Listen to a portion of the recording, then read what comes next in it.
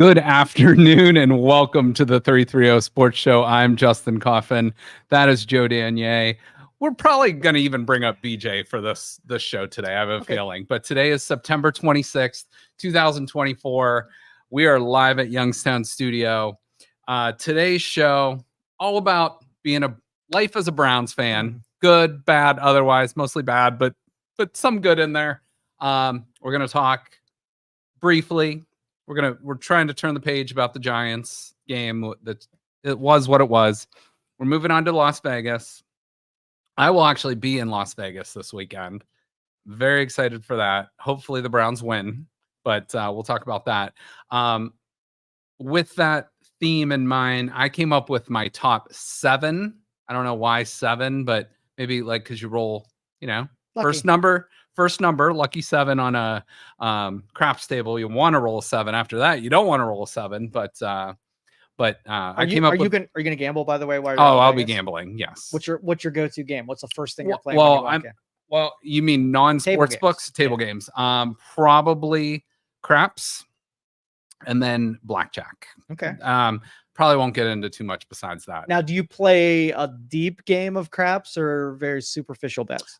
Usually superficial, where I'll bet the pass line, back it up, and then maybe I'll make a couple hard bets here and there. So for anyone that doesn't know, the pass line is basically when you roll the craps or when you roll the dice in craps, you want either on the first roll, you want a 7 or an 11.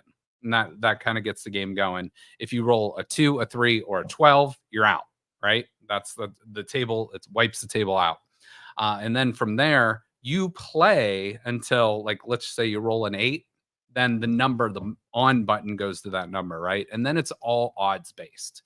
You can bet on pretty much anything, right? Number related from 2 to 12. And obviously the most high frequency numbers are your 6, 7s, and 8s based on odds and calculations and things like that. There's more combinations that come up on that. And you can get into the weeds on everything you can bet. Fire bets and like hard numbers and like there's unlimited things you can bet on in the game of craps. I cannot understand how those people that control the table keep track of all those bets. That to me is like one of the most impressive things. If you've ever been to a craps table and there's 12 people around it and people are going nuts when, someone gets on a roll. How many times do you win and you're like, how did I just win that one? Right, right. What? So like you said, I generally go superficial because I don't play enough to like understand it fully. I understand the basics of the game. So I will bet the pass line. And then they always tell you to back up your number. And then whatever you bet. So some people might, most are like minimum like $10 or $20 ones. So usually if you're playing a $20 one, you put a $20 bet out, then you back it up. But then it's like odds based. So if if it's on an X amount of number, they'll tell you, oh, maybe you have to put 22 on that or 24 on that just to pay. And for someone that doesn't understand like the odds and stuff of it, it can be very intimidating, especially if you're not comfortable rolling, having eyes on you, stuff like that. And the roll of the dice, when you throw the dice, both dice have to hit the back of the table and then roll forward. And the first time I think I played, I was probably like early 20s, didn't know what I was doing, probably had some drinks. And you throw the dice and you'll see people doing all this weird shit. They give you 5 dice and you have to pick the 2 of them, and you'll see some people doing some weird stuff, like, oh, I don't like this one, flipping it over, doing that stuff, which is cool, to each their own. But the first time I think I rolled it, I think the one die like went off the table. Like it hit and I threw it like too hard. The rest of the table just rolls their eyes at you. So that's like it's like redo it, bring it back. So but for anybody that doesn't, and you don't talk about the number, you want it to roll or not want it to hit. So that's like a no at the table. There's a lot of other faux pas. What do you know about the game? Oh my goodness. Can I tell you a story? Yeah, Will that please, screw you up? It's please. nothing about sports, but hey, So I used to do a reptile. Gambling is sports. Okay. All right. I'll take that. It should be in the Olympics. Can you Yes. imagine if Ooh. blackjack was in the Olympics? Blackjack's a whole other game that I love blackjack. Yeah. So anyway, I used to do a reptile expo in Mhm. Vegas for 8 years. Yeah. And during the expo, I stayed on Ohio time, which meant that I was waking up at like 3:00 in the morning with Mhm. nothing to do. So I would just go down to the casino. Yep. And I went to the physical craps table, and there was one craps table open because it's in the middle of the night. And so I roll up with a couple bucks, and I made friends with the dealer. Yes. And they explained the entire game to me from start to finish. It was hours of him just telling me what this does and what Mhm. players win on and giving me the strategy. And I'm like, I'm an introvert. So being around other people, it's a very social game. And so I Mhm. get anxiety Very social. about doing that in front of people. So I was like, I Yes. wonder if they have a digital version of this where I can be away from people. And they did. They have Yes. digital. Now, I know a lot about RNG.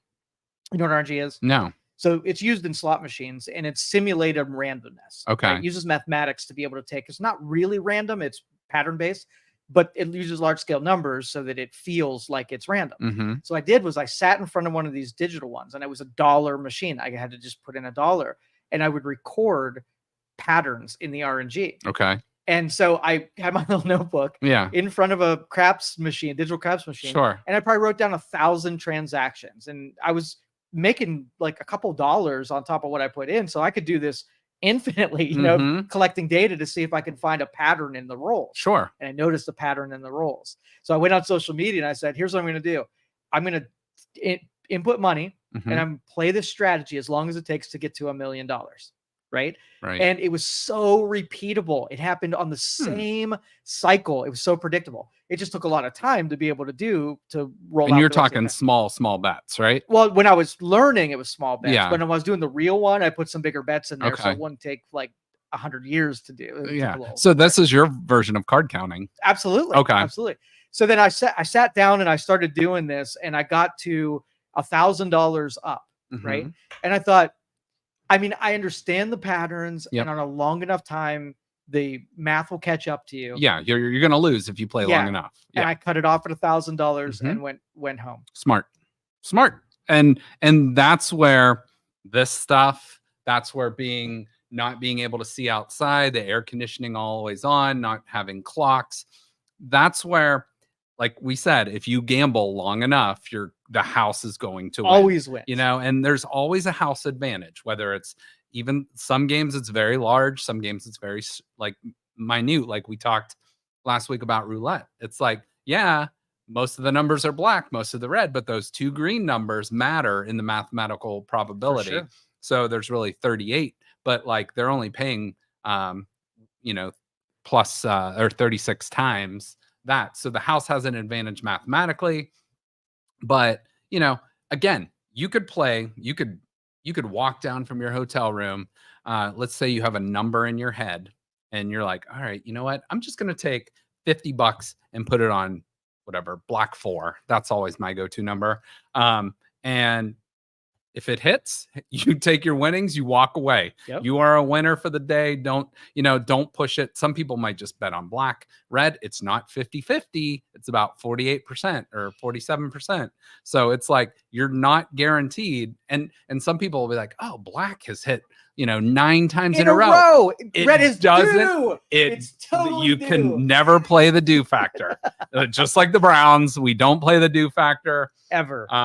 Because every spin or every next game is its each probability, each equal chance, and it's so not equal. If I flipped a quarter 4 times, right? Mm-hmm. And it was heads 4 50, times in a 25, 12 and a half, 6.1 or 2.5. If I flip the next time, is it any more or less likely to be either one, or is its own thing? It's its own thing. But it's so much more likely. It did heads 5 times. There's no way it's going to be a 6. That's what they'll tell you. The brain is funny like that. But, when we go back to the Super Bowl and the odds, like it's still juiced. It's minus 110 for heads. It's minus 105 for tails or whatever it might be. And it's like Vegas is always going to find a way to win. Maybe not the Raiders, but Vegas, the casinos. How do you think they build those big buildings? The odds are in their favor. So 401ks and college funds. Yeah. So I am giving myself my own advice. I'm giving myself a limit to spend. I'm doing some sports betting.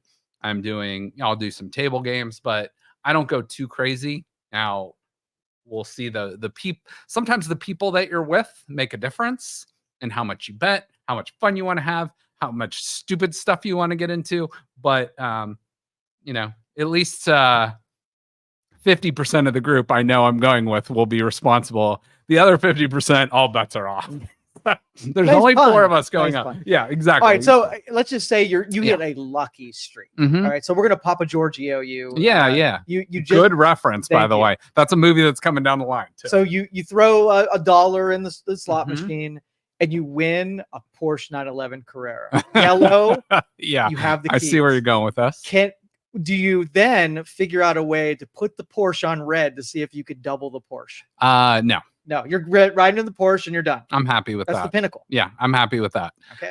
If I would hit big, now let's put this just in a financial terms, money wise, because you can't split that Porsche into multiple parts unless you sell it. You know what I mean? So it's like that's a whole Porsche. I can't go back. I'm either putting the whole thing in or taking the whole thing out. Hypothetically, you can put the keys on red and then just give you 2 sets of keys, and now you got 2 Porsche 911 Carreras. Nope, not interested. I'll take the one car and be Porsche. on my way. So there's a threshold. Now, if it's money, that's big difference because how much am I comfortable giving back to the casino? So let's just change it into the noun, right? Okay. So you put the dollar in the slot machine. Yep. And $110,000 come out. Okay. Can you take the $110,000 and put the $110,000 on red? No. So it's uniform. The value of the Porsche and the money its counterpart. You can. You. No. If you're on a hot streak. No. Papa Giorgio was on a hot streak. Yeah. Man. Yeah. And he obviously hit big. He did well for himself. But he eventually lost it all, didn't he? That's probably because he was like 17 years old. His freaking dad ruined everything. Yeah. So the hot girls in the hot tub and 15 cars at that point. Your usual table, Mr. Papa Giorgio. How many days were they there? So this will be it will be I'm really looking forward to this trip. I have not been to Las Vegas since 2018.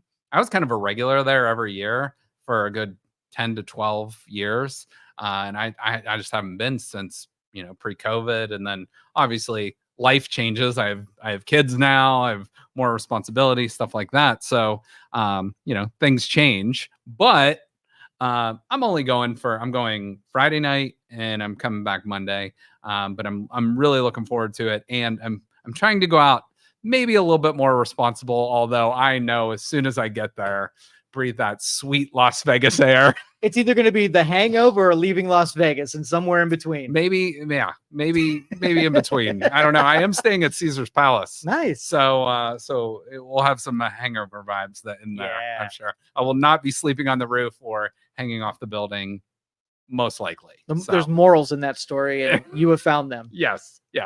So, all right, we are going to talk plenty Vegas here in a minute, but let's talk a little bit of sports. And with sports, let's start with some good news first. So I like to start with positivity, and then we can get into all the crap. One of my mentors said, if you got crap to share, make a crap sandwich. Good, then crap, then good. So let's try to save some of your good and put it on the bottom of the sandwich, because the sandwich isn't worth eating without a bottom. Perfect. I like that. Good analogy right there. Good analogy. We're going to be full of those today. Time for the shit sandwich, audience. So here we go. All right. Well, let's start with the good. Okay. So here's the bite into the good. So Cleveland as a sports city right now, very good. So let's put this into perspective. The Cleveland Cavaliers made the playoffs. They won the first round of their playoffs. Have a nice team coming back, right? So good season overall. The Cleveland Guardians are in the midst of one of their best seasons since I've been alive. So obviously 1995, most people think of, 1997, 2007 with the Guardians. Obviously 2016 was a great season. 3 of those 4 years, World Series. Went to the World Series. And then you got the Browns, who last season, 11-6, went to Houston, lost in the playoffs, but had a great, fun season, right? Am I wrong on that? Agreed. So all three Cleveland sports teams right now are coming off a playoff season. That is the first time that has happened since 1995. So that's a really good thing. So wanted to at least start with some positive news. So you'd agree that's pretty positive, right? Yeah, I'm thinking the depth of how much good news is limited at this point. Yeah. And that's probably the extent of it. So, and I also before you get into the crap thing, let's not take these teams for granted. Let's just say we were winning a city, is hard. Winning is hard. If we had a city that had no professional sports, right, how excited would we be to have any team as sucky as they are or would be, right? Just have any. Right. We have three really good, solid, high dollar enterprises in Cleveland. We do. Oh, people might push back on you on the Cleveland Guardians being a high dollar franchise because they don't like to spend a whole lot of money, but the appearance. But they are out of the three, they are the best well-run organization. They have the best people in place of talent evaluators, people that put these players in success modes. They've developed them, whether they've been like a first round draft pick or like a 13th round draft pick.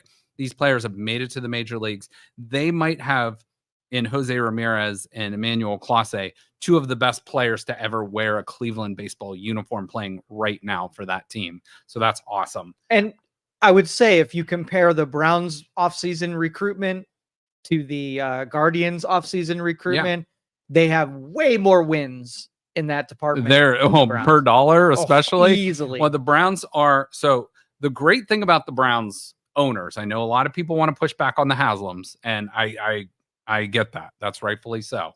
But the Haslams, where you have to give them credit, they spend more money out of their pocket on this football team than any other owner in the sport. Like, I mean, it's not debatable. It's a fact. So they out of pocket spend more money on this football team than any other franchise in all of, I believe, probably North America. So you take baseball, basketball, football, soccer, whatever it might be, they spend the most money out of probably any team. I'm pretty sure it's any team in North America. So outside of like European soccer or like, those type clubs, I don't think there's another group of owners in sports that spend more money on their team. So do you think after the terrible Deshaun Watson contract that they will never be able to do a shoot the moon contract for anybody? Like if they said tomorrow we're going to go after what's his name, the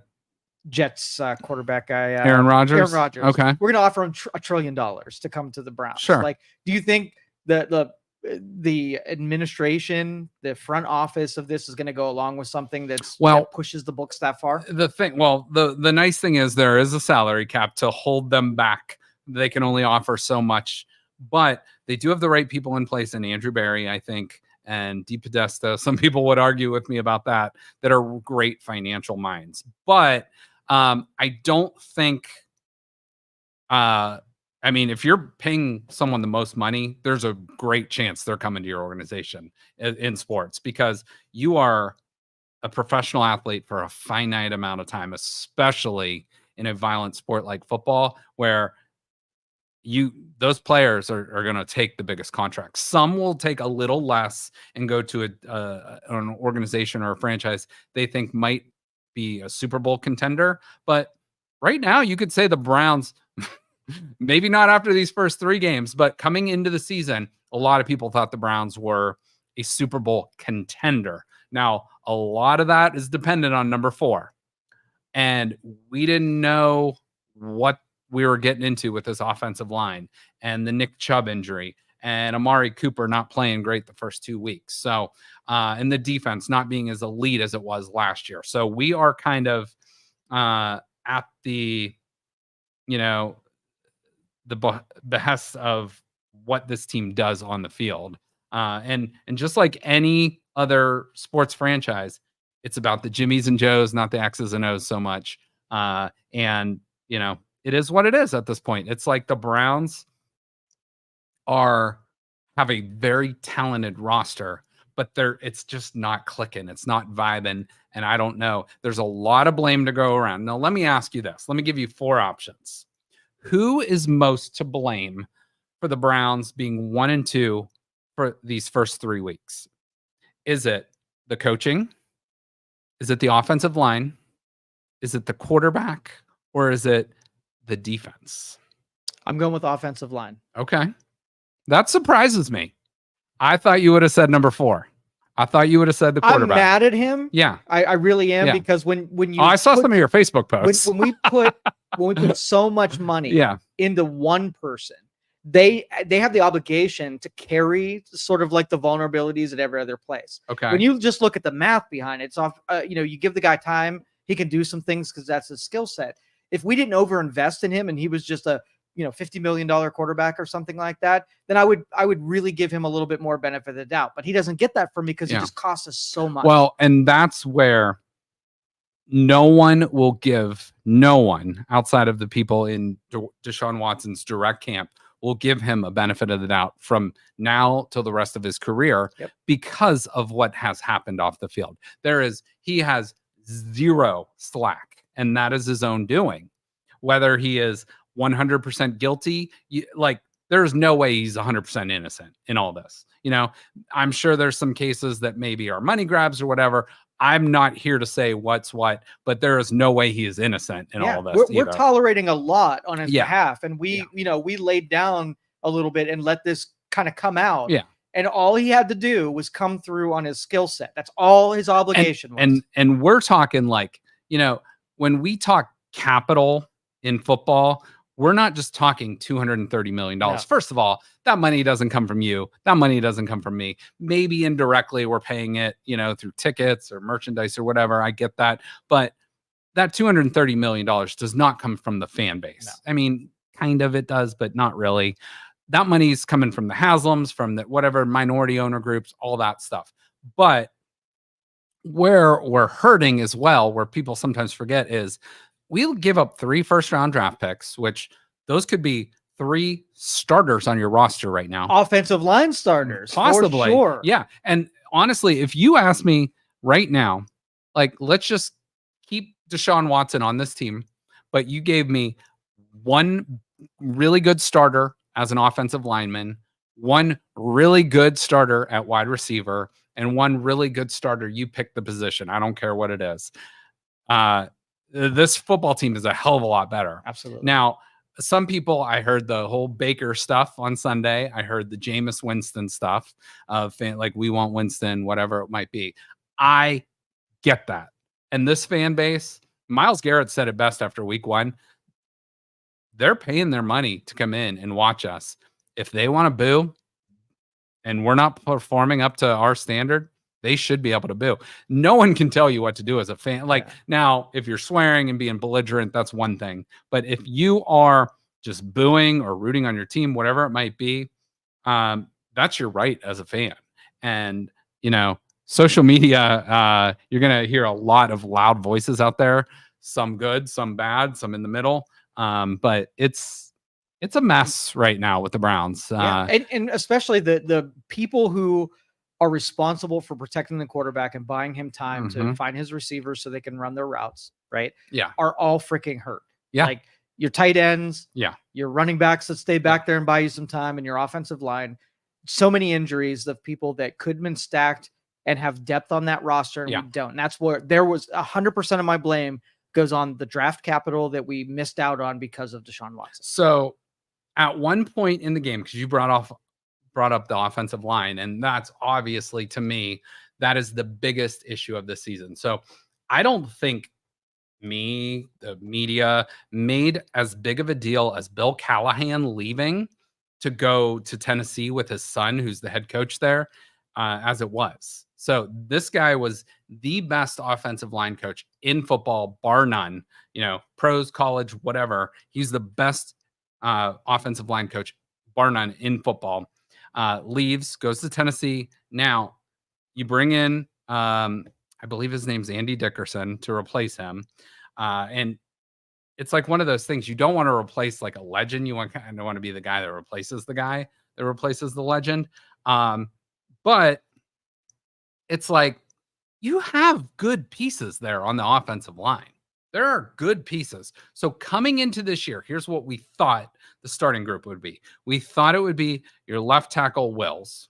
You thought it would be left guard Bitonio. You thought it would be Posick at center, right guard Teller, and then right tackle either DeJuan Jones or Jack Conklin, whoever won the job in starting. That's not what you got at the beginning of the year with Wills and Conklin especially. So at one point of the game, keep in mind this is week 3. At one point in the game on Sunday versus the Giants, who do have a good defensive line, I will give them credit on that. But your left tackle was out. Your left guard moved to left tackle. Your center moved to left guard. Your backup center comes in.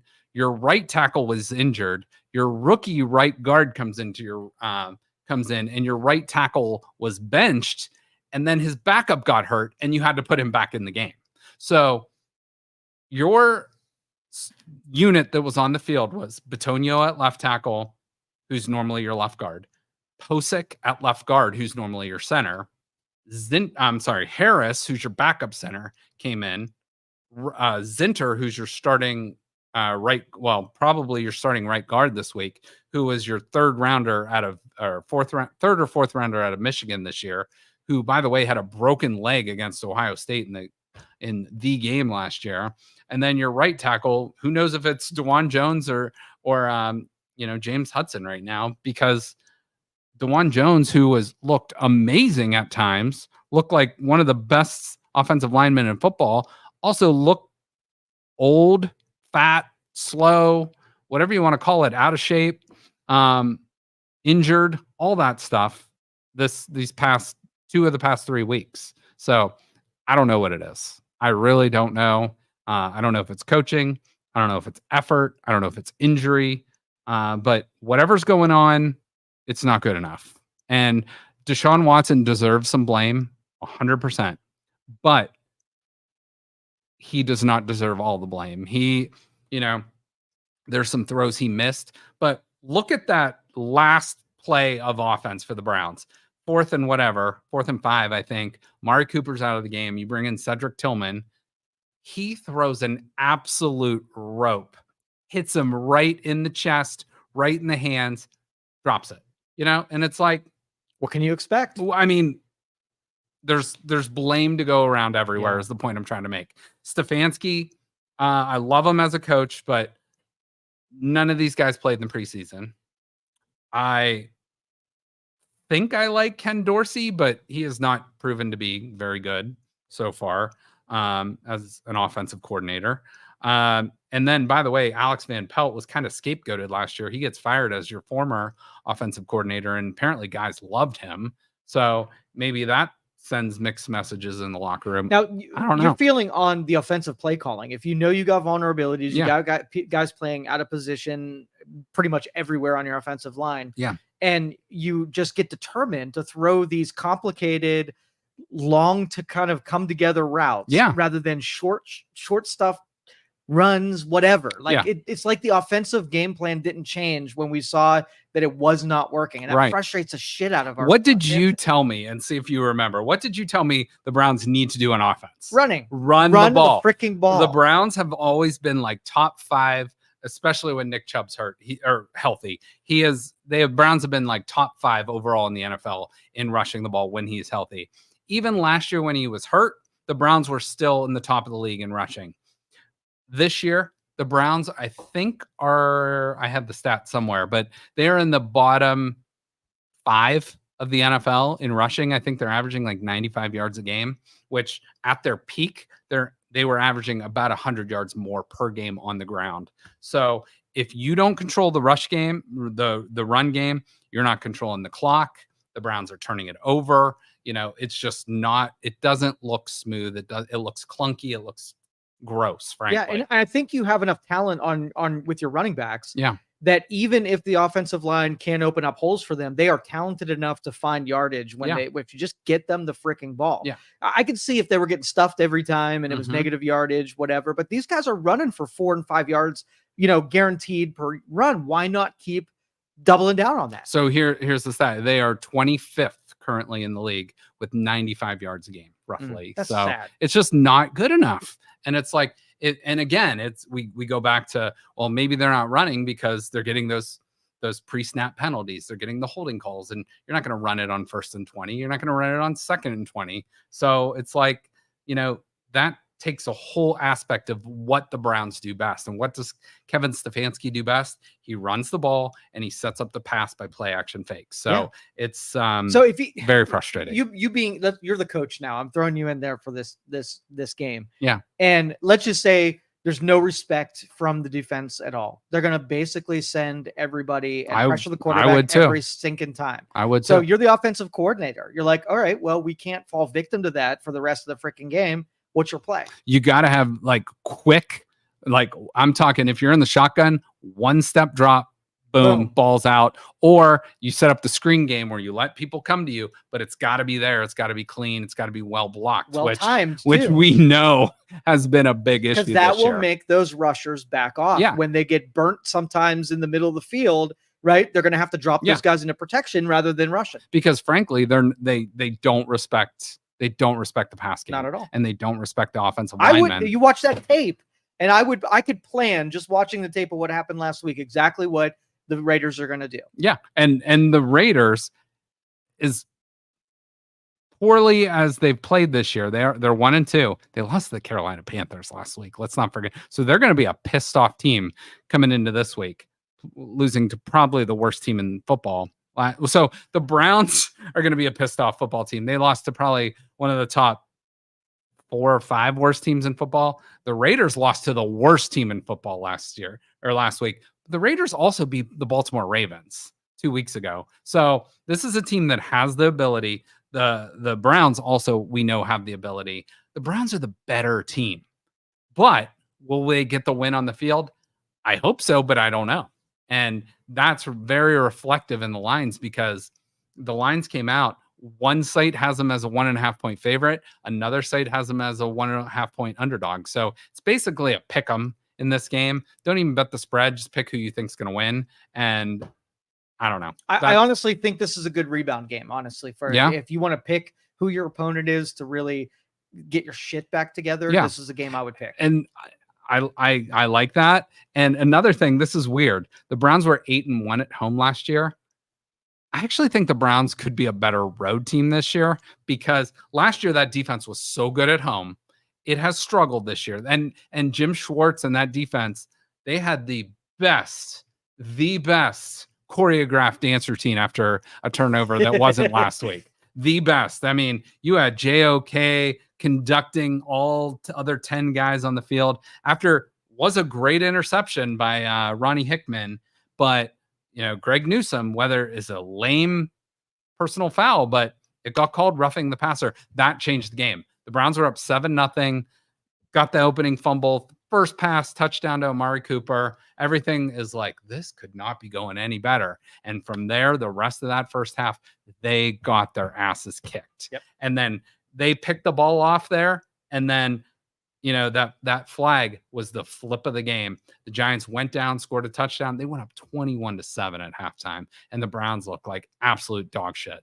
So hopefully that was a wake-up call. And not to mention now Myles Garrett is like all banged up too. So he's going to play, but it's I don't know. There's a whole bunch of frustration that came out of that last game. Now, what do you think the fan base does? Let's just say they get their shit figured out this week and they show what they really are. Do you think the fan base turns around and supports Deshaun Watson, or do you think the ship has sailed?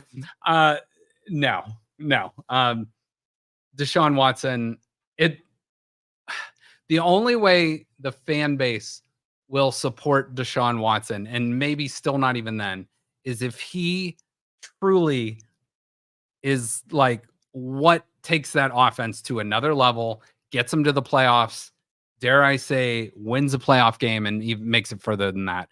The only way this fan base will support Deshaun Watson until he shows he's a proven winner that can not make excuses, not get after it. And football is like the number one team sport.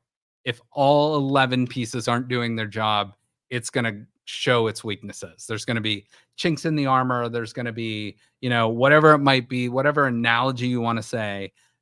Football just does not go well if all 11 guys aren't doing their job. So Deshaun Watson, to answer your question, I don't know if he'll ever be supported by the Cleveland fan base because, one, he's not from here. Two, initial reports said he didn't want to come to Cleveland. He wanted to go to Atlanta or Carolina or one of the other cities. And we had to bribe him. And we had to basically say, hey, we're going to give you all this money guaranteed for you to come to Cleveland. Oh, I love Cleveland. Yeah. And it's not like Cleveland's a great place. But if you have your choice of playing, the crappiest months of the year in a warmer weather climate, you're probably going to do that. And as a quarterback, you probably want to play in a warmer weather climate or a dome because your stats are just going to look better because, it's hard to throw the ball in Cleveland in December or November. We've even seen it in September. So, it is what it is. So I think what another thing that really works against him is that we had Flacco to compare him against last year. I'm going to bring this up. Okay. I'm going to bring this up. What race is Joe Flacco? I don't know.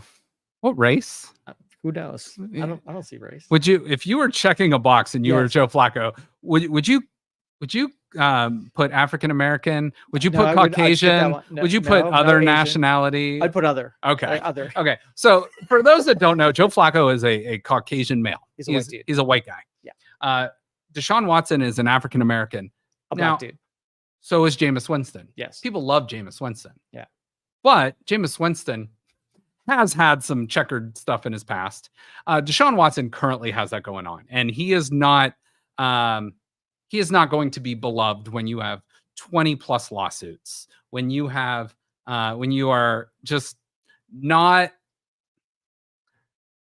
I don't know what the word is, but he is just not like the media darling, and he will never be that because of the off the field.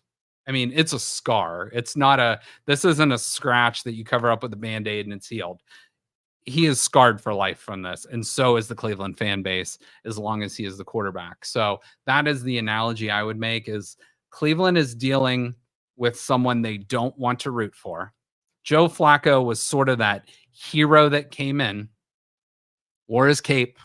By the way, Superman was created in Cleveland. You know that?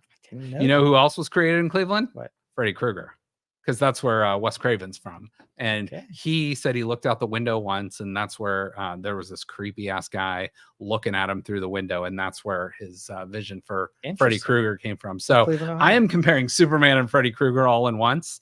So you're saying you combine those two people and you get Deshaun Watson? No, so I'm saying Superman last year is Joe Flacco made a ton of mistakes, and he played an easy schedule, but the offense looked so good, and it looked competent, and the play action game was great. And it just seemed like everybody was clicking. David Njoku had never played better.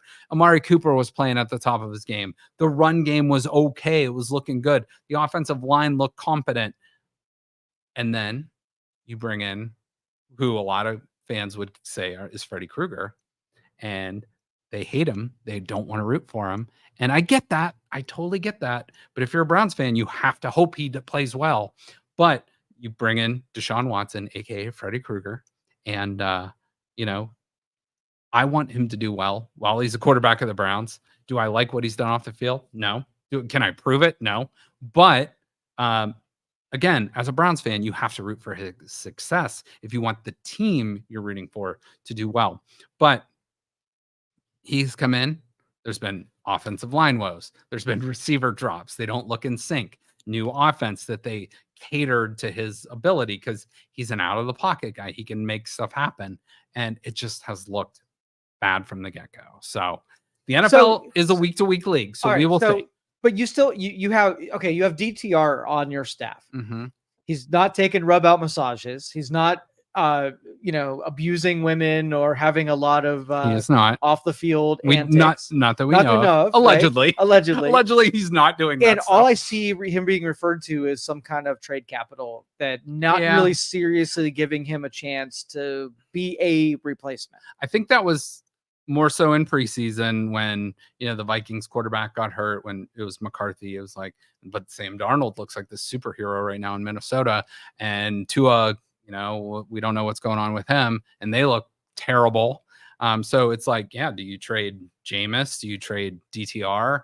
It's like, I don't know, probably not, because we saw what happened last year. If Deshaun Watson got hurt, you're playing Walker, who somehow won you some amazing games, but that was on the back of that defense and like luck, literally. That Indianapolis game last year, that San Francisco game last year, there was a couple other games that they won that they shouldn't have, but they won.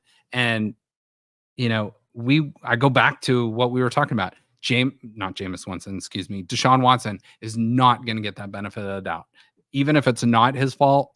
But he has looked like one of the worst quarterbacks in football. And I put it out there. I am someone that tried to separate the off the field stuff from the on the field stuff. And, if you're playing quarterback, whether it's Brady Quinn or Johnny Manziel or Charlie Fry, or you go down the list of names, I'm going to root for you because you're playing for the team I love. And Deshaun Watson, I was at least hoping, at the very least, would be a competent quarterback to just get this Browns team to move the ball up and down the field, separate the off-field stuff, and just get the job done at a basic top 15 quarterback level. And he's not doing it. And that's some his fault. That's some coaching fault. That's some offensive line fault. That's some wide receiver dropping the ball fault. There's a lot of blame to go around. Yeah, I really don't know what the answer is. The reality is that with him at the helm, it's just not working. No. And the minute that we can cut bait on this guy, I don't care if we have to serve out the rest of his contract, or find an out somehow, that if we're going to lose, I'd rather lose with someone other than him or Winston. I'm not a fan of Winston either. So that means if you're looking down the horizon and you got to spend another year and a half, 2 years, dating this guy, start setting up your other guy. Yeah. Give him some advantage, give him some play time. So like if they brought Winston in by the way, I don't think DTR is the guy to go. I don't either. I really don't. Yeah. But if anybody, I think he could be the best backup quarterback in the league. I will put that on record, but I don't think DTR is more of maybe an above average backup quarterback that can come in and win you maybe 2-3 games.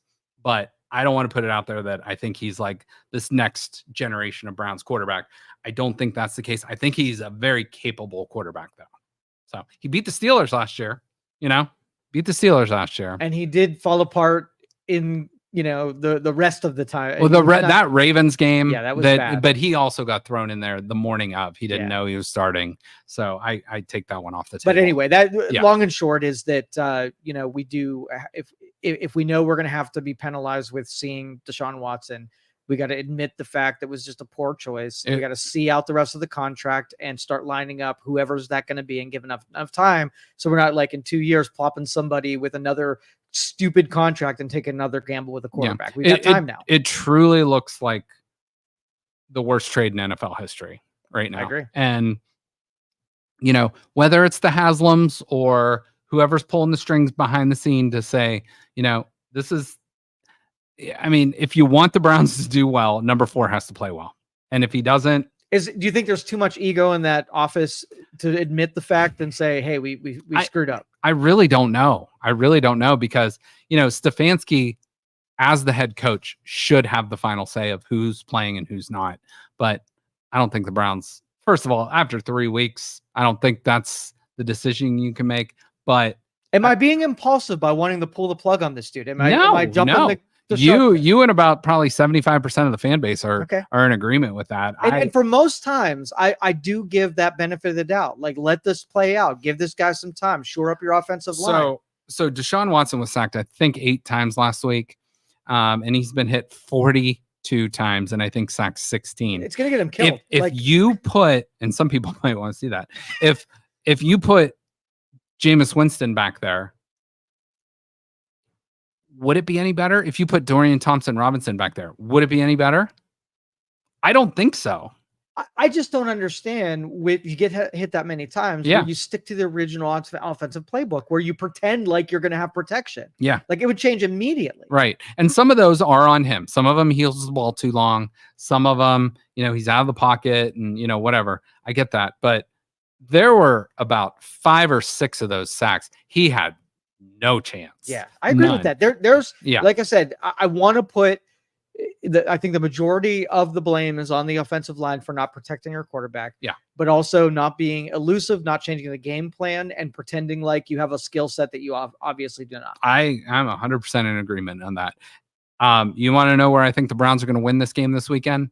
On the defensive side of the ball. I think this will be a low-scoring game, which, by the way, I will be in attendance for because I would love to see a high-scoring game that the Browns win, but I'll take a win regard of however it's done. But the Raiders offense is not good. Not good, plain and simple. This Browns defense has to come out with its freaking hair on fire. I know that's a lame analogy, but they need to come out there, light a fire under their ass, and get after. That's one thing Gardner I noticed. Minshew, your boy. I noticed that the secondary of the Browns has so much chemistry now, and how they're working together, how they're interacting with each other, how they're firing each other up. I wish the offense had half of the energy that the defense has. And I do. Like, this Browns defense is not the best in the league. It's not. It's very good. And they probably have the best player in the league in Myles Garrett, at least on the defensive side of the ball. TJ Watt or Micah Parsons or a few other players might have some say on that, but they have we can all agree, a top 3 to 4 player in the NFL on defense. Yeah. Last year was number 1. But as a whole, this team has to be better as a group. They have to play in sync, and I think this defense is going to win the game for the Browns on Sunday. So, whatever you might think, it is what it is.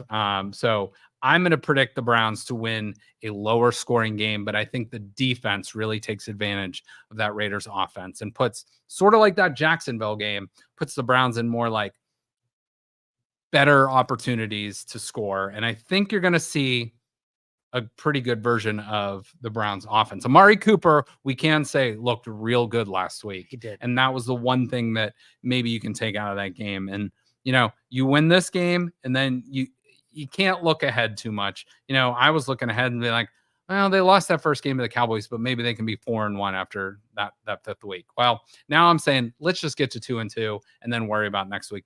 So that's the Browns' job this week. There are still enough games for them to get their shit together and pull a season out that's not an embarrassment. Absolutely. They have a really tough schedule, but these next 2 weeks, very winnable games.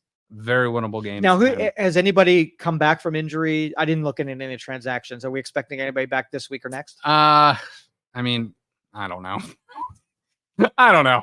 Like, I mean, shit, you think Jack Conklin's playing, and then Saturday night he pulls a hamstring, which wasn't even bothering him before. It's like, oh, shit, I don't know.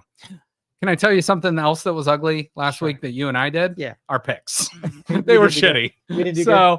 No, you did better than me. Really? You were 7-9 last week. Holy shit. I had my worst week ever, 5-11 last week. We are both still over 500. I'm 27-21. You are 26-22. So you're 1 game back. But outside of the Thursday night game, I lost my first 8 games of last week.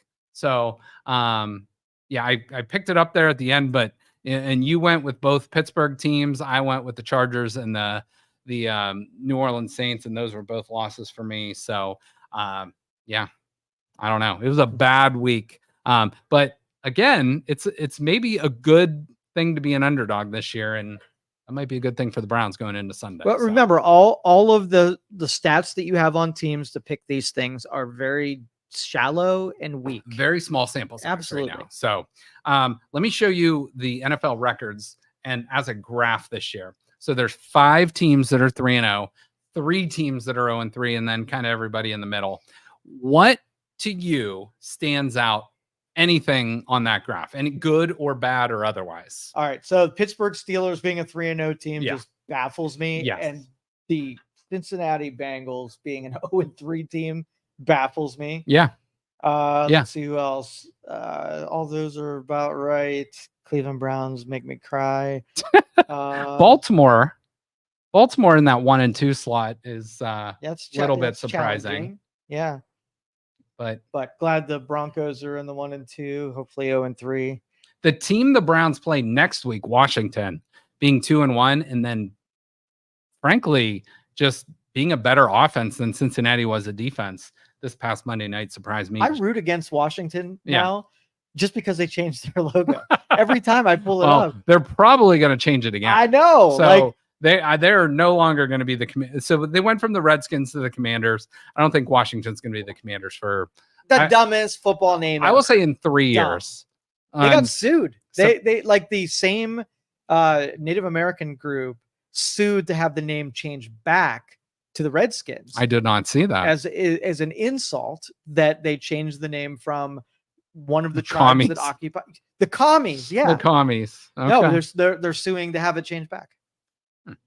Let me show you something that you and I, as Browns fans, we don't want to see the Steelers win, but this picture I did see made me happy. As much as I hate the Pittsburgh Steelers, I do love Justin Fields, and him slapping around Jim Harbaugh like he did in 2019, should have done in 2020. F Jim Harbaugh. You know what? F Jim Harbaugh. You know what? I like his brother John, but you know what? F John Harbaugh. Just F the whole Harbaugh family. If your name's Harbaugh, F you. Yeah, F you Harbaughs. So, and F Michigan too while we're at it. And John Elway. F you, John let's and yeah, screw John Elway, wherever you are at, F you too. So wherever you're watching this, everybody just take a deep breath, let it out. You should feel a little bit better. Okay. Now say F John Elway. F John Elway. Now you should feel even better. All right. Here's our picks this week. Joe got them to me by noon this week. So great. So easy for me to sit and eat my lunch and enter the picks. But we only disagree once again on 4 games this week. Okay. So we both think Dallas is going to beat the Giants tonight. I think that's an easy pick personally. I saw the line was as low as Cowboys only favored by 4.5. I actually jumped on that. So I have the Cowboys minus 4.5. I think they probably blow the Giants out tonight. Just my opinion on that. Where Joe and I differ is an NFC South game. I am taking the Saints. Joe is taking the Falcons. Both teams have looked pretty good this year. I am taking the Rams, who are really beat up. Joe is taking the Chicago Bears, who have not looked super good on offense this year. Maybe one of the worst, maybe a team worse than the Browns this year on offense with that rookie quarterback, Caleb Williams. I am taking the Steelers this week. And you know what? I've said it before. Everybody knows I can't stand the Pittsburgh Steelers, but I love Mike Tomlin as a head coach. I think Mike Tomlin is probably a top 3 coach in football. And I think Mike Tomlin takes them over the top. They're playing with the best defense against maybe the worst quarterback in the league right now in Anthony Richardson, but they are playing in Indianapolis, which could have an effect. The line is not very big. The Steelers' offense is not very good, but it's doing enough to get the job done. Figuring out ways to win. By the way, can I tell you the best thing that happened to the Pittsburgh Steelers this year? That calf injury to Russell Wilson, because he was going to be their starting quarterback coming into this year. They put in Justin Fields, who is, to me, and I might have some Ohio State biasness, but Justin Fields is the far superior quarterback to Russell Wilson. Maybe not his struggles, in his career. His struggles with the Bears really cast him off. It really did, but he had nothing to work with over there. Nothing. Agree. And look at Caleb Williams, what's happening to him this year. And that should show you enough. But I'm going with Steelers. Joe's going with the Colts. And then we have a difference of opinion in the Philadelphia Eagles. I'm taking the Eagles. Joe, I'm taking Baker effing Mayfield, who beat the Eagles in the playoffs last year. So those are the games we differ on. We're pretty similar all the way across the board besides that. So those are our picks this week. Hopefully we have a better week. The last week was our worst week maybe ever, because last year we finished almost 70 games over 500 last year, which is really hard to do. How about Buffalo, man? Oh, I know. Like they're killing it. Buffalo looks like the best team in football right Yeah. now. They really, really do. They are destroying everyone in their path. They got behind week 1 against Arizona, but they came back blazing on offense. Their defense is a little suspect in the secondary, but that offense looks solid, dynamic. Yeah. So, all right. Well, can I, before we move off from football, did you happen to watch that Colorado game, the end of that stinking game? Yeah, you want to know why I watched it? Because I had Baylor on the money line. Oh! Baylor was, I believe, a 1.5 point underdog. I had Baylor money line, which if it's a short line like that, I'm just gonna pick the team I like. That game I had Baylor on like a 6-leg parlay. That was the last game I needed. It was like a 7 o'clock, 8 o'clock kickoff, and I had Baylor again on the money line, and Baylor did everything they could not to win that game, and they still needed 2 miracle plays to not win. Isn't that crazy? I am over Deion Sanders. I think his son is very talented. I don't think he should. I think there's a ton of red flags, and he should not be a top 5 pick. He should probably be a first rounder. He's good enough to be a first round pick, but there's a lot of red flags with that kid, in my opinion. I think I will tell you too. I only put $2, but I put $2 on Travis Hunter at plus, I think it was 9,000 to win the Heisman Trophy. He is now down to like 1,500. So I would win $180 on a $2 bet.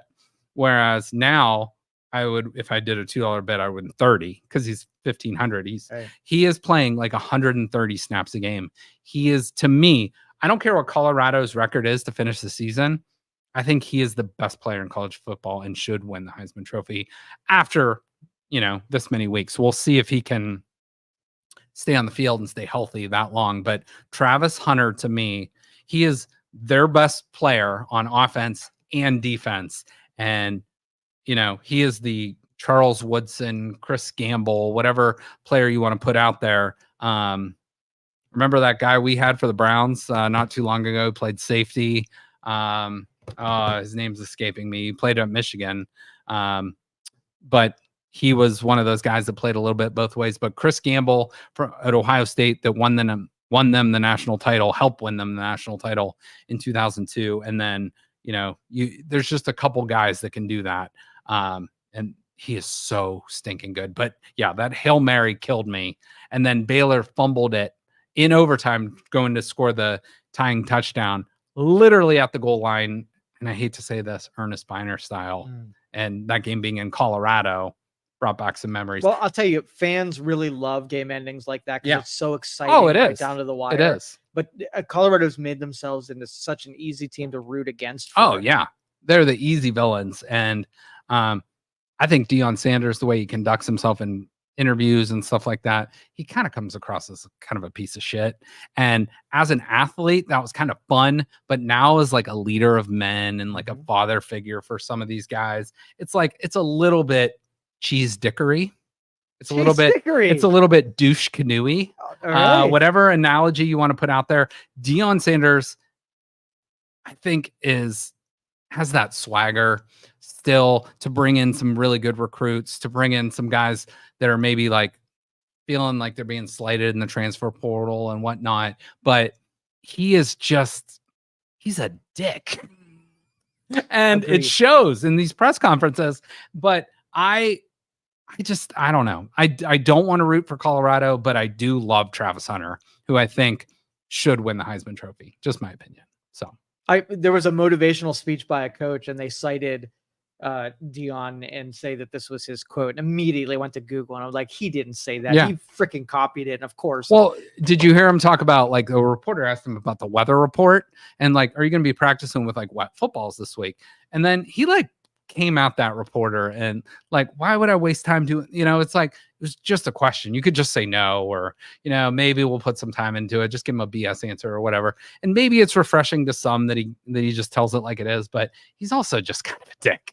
Total dick. Yeah. So, oh, well, I'll root against Colorado, and, it is. But a good, exciting game. And I will say, maybe the most beautiful place to watch a college football game in the entire country, with the mountains right there. And so, yeah.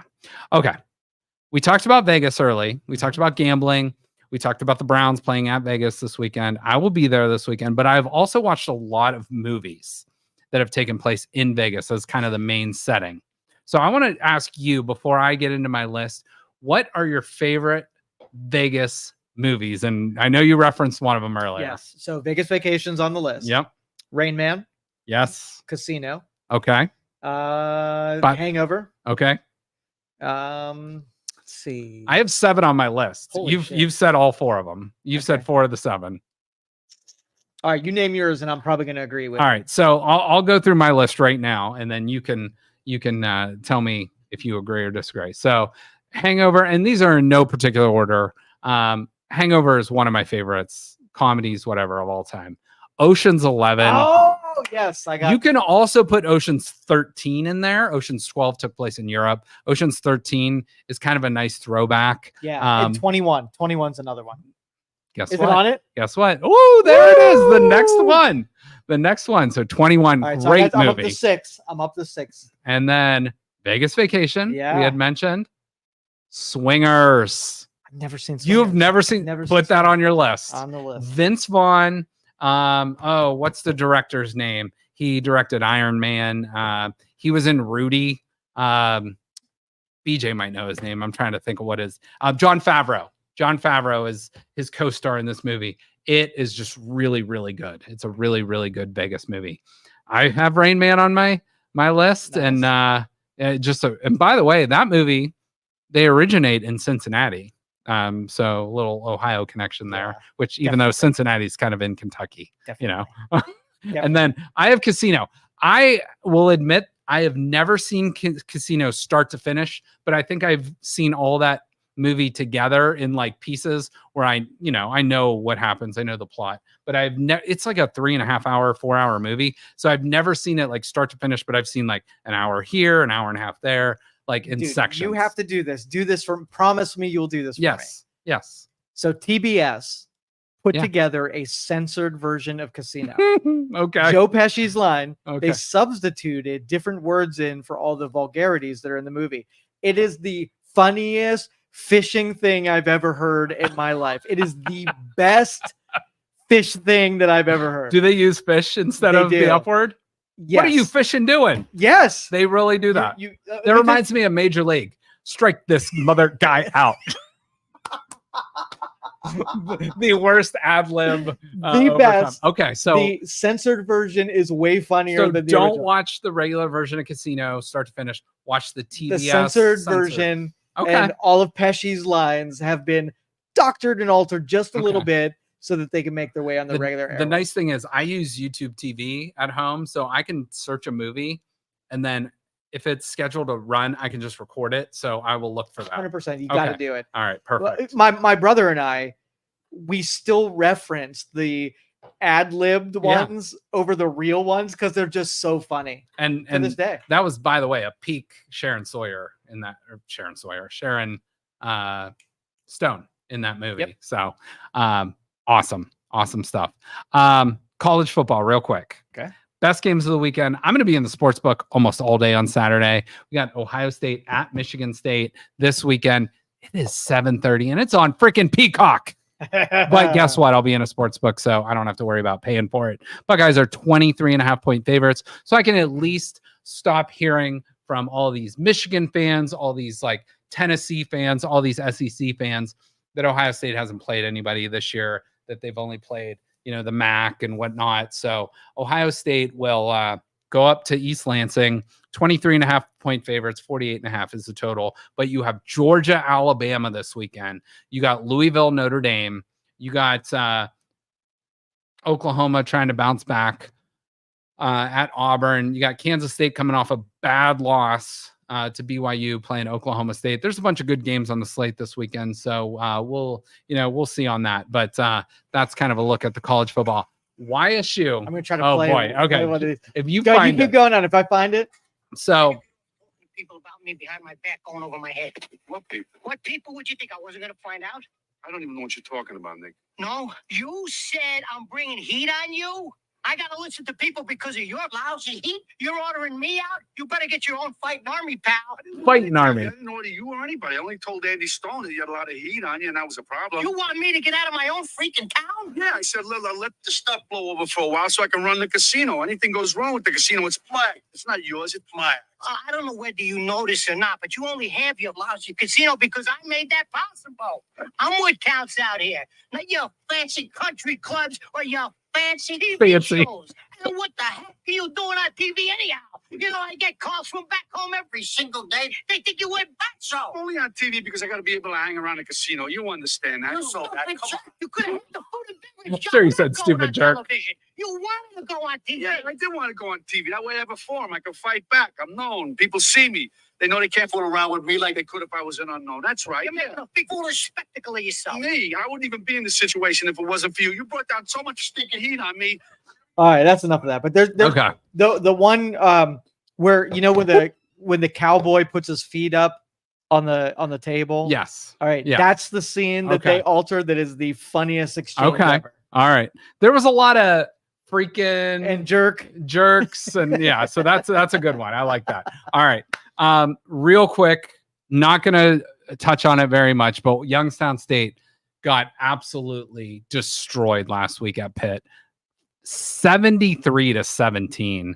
And there was some personal business with head coach Pat Narduzzi in that game. His dad, former Youngstown State head coach about 40 years ago, was fired, but whatever, but he was still holding on to some grudges from 40 years ago. But YSU still just not good enough on defense. The offense is okay. It's good. It's above average, but the defense just isn't quite up to snuff over the last couple of years. But you look around the college football world and the NIL world, YSU had a lot of their best players on defense picked from, the transfer portal last year. So YSU takes on Missouri State to start conference play this week. So they will travel to Springfield, Missouri this weekend. So that's a look at that game. Now, I had mentioned NIL. And this is going to be our last topic of today, but name, image, likeness. We all know what NIL is. So NIL putting, this is a Nick Saban quote. He said, NIL is putting a canoe on top of our SUV to go to the lake. Didn't tie it down, took off, and just hope for the best. I think that's kind of where we are right now. And that is a quote from Nick Saban. Joel Klatt of, big time Fox announcer compared it to speeding on the highway. Maybe you're going 70 in a 70. Maybe I'm going 75. Maybe somebody's going 80. I'm going 85. But you know what? There's no regulations. And that's what's really frustrating. So I'm not sure if people are aware by now. If you're in the sports world, you probably have heard about Matthew Sluka. So Matthew Sluka went from Holy Cross to UNLV and reportedly promised $100,000 before eventually getting a contract from UNLV for $12,000 and ultimately receiving none of it. So Matthew Sluka has announced he will be out the rest of the season. He only received $3,000 of his $100,000 NIL deal. And basically it was just like, you know what? I'm out. I'm done. And he had enough of that. So Joe, let me ask you about NIL real quick. We're not going to get into the weeds of it, but NIL is this wild, wild west. Anything goes. There's no rules. There's no regulations. I could give this player $1 million. I can promise this player $100,000. I will tell you, there was a guest in our chair across there last fall that played for Youngstown State that was promised X amount of money by an SEC school. Went there. That school did not deliver on that money. He went back into the transfer portal and now plays for a different Division I program. So the NIL world is something I've heard stories about firsthand. It's a very nasty world.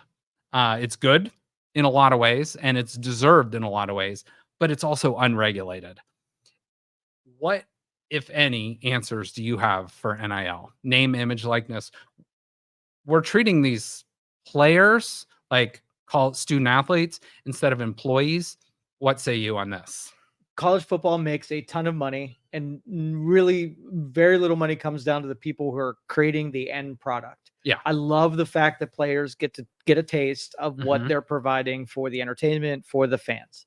Now, the way that it works, where it splinters teams, people are chasing the dollar, they're playing the game differently. Yeah. It screws up, and maybe even in a good way, that you're not anchored to a specific team. Yeah. You can move around wherever you want. The more Right. competition for a player, the more benefit you can put out.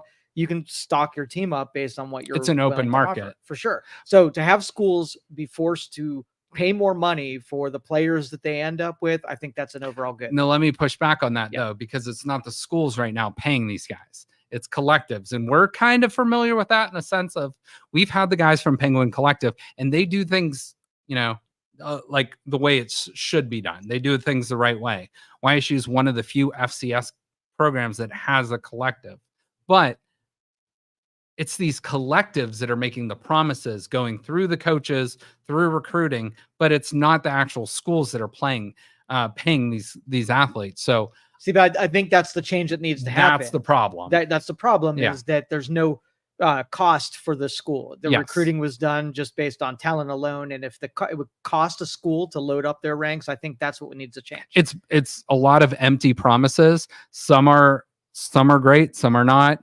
And some schools do it the right way. I know Ohio State has gotten a lot of crap for the amount of money they paid, but they are taking care of their players. And there's no regulation to say, there's a cap. There's not like the salary cap on it, and there probably should be. But if you're doing, you've always said it's the people that are the most successful are the ones that attack the gray areas, Right. that attack, but it's like, there's no gray areas here. It's whatever goes. And I'm sure, behind the scenes, there's some rules, there's some regulations, but we don't know that.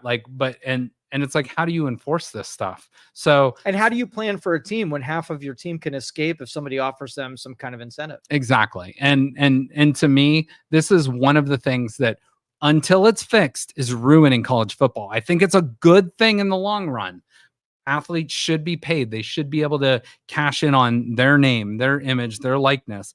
But if you're promising them money and you're not coming through on that, if you're a business owner, if you're a collective, if you're whatever, and these guys are moving from Massachusetts to Las Vegas or wherever, and then they think they're getting $100,000 and they get 3,000 and that's all they're getting.